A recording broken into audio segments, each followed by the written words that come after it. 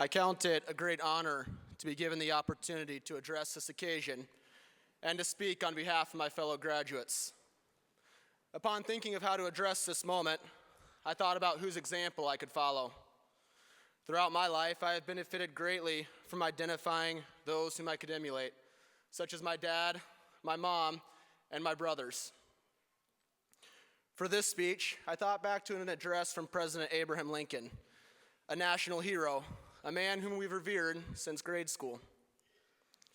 Despite this moment's significance in our lives, it of course pales in comparison to the moment when Lincoln at Gettysburg faced a divided nation and a battlefield of great sacrifice.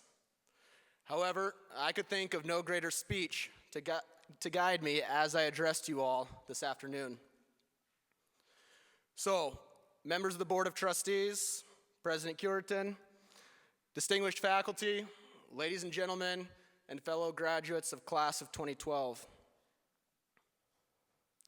102 years ago, our mothers and fathers brought forth into this world beautiful bundles of joy. Conceived in love and dedicated to the proposition that we shall one day receive a college degree. Now, we have been engaged in many great challenges, testing whether that child, or any child, so conceived and so dedicated, can long endure the trials of the ECE, the horrors of Comp 2, procrastinating on Facebook, all-nighters, they'll sometimes go together, 8 semesters of finals, visitation hours, the wars between the humans and zombies, and the lurking presence of cloakers. You know who you were.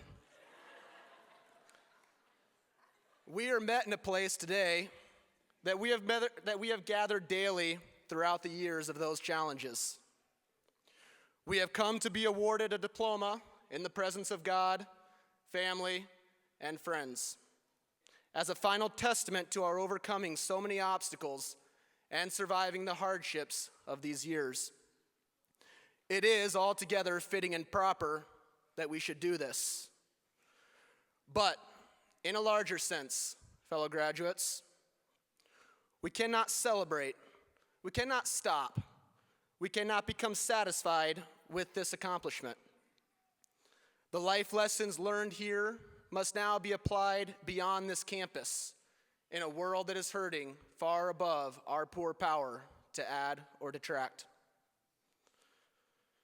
The world will little note nor long remember what we say here, but we must never forget what we have learned here.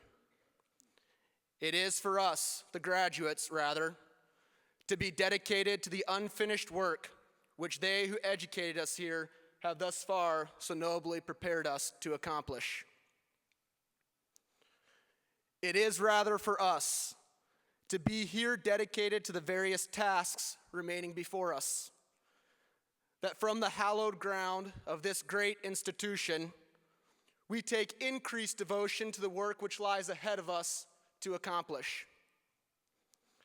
That we here highly resolve that our tuition dollars and countless hours of studying shall not be in vain.